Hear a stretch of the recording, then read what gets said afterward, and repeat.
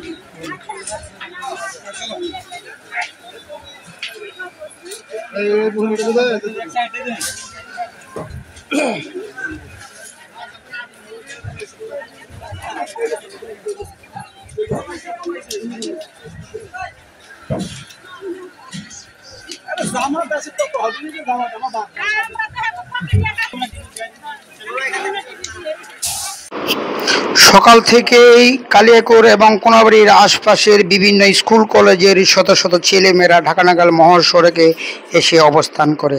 তাদের হাতে লাঠি, জাতীয় পতাকা এবং বিভিন্ন দেশীয় লাঠিসোঁটা দেখতে পাওয়া যায়।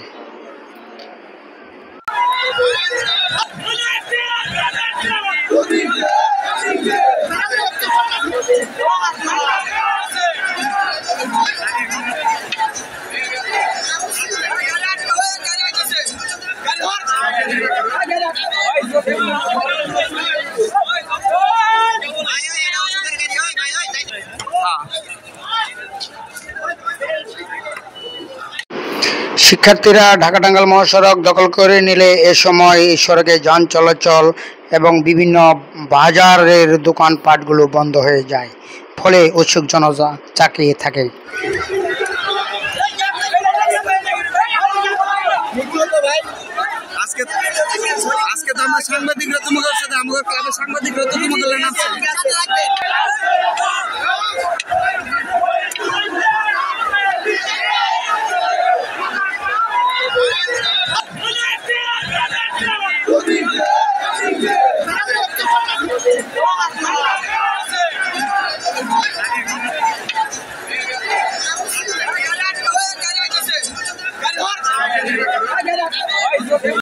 শিক্ষার্থীরা এখনো ঢাকা-টাঙ্গাইল মহাসড়ক দখল করে নিয়েছে। অসহযোগ আন্দোলনের সরকারের বিরুদ্ধে নানা ভাষায় স্লোগান দিতে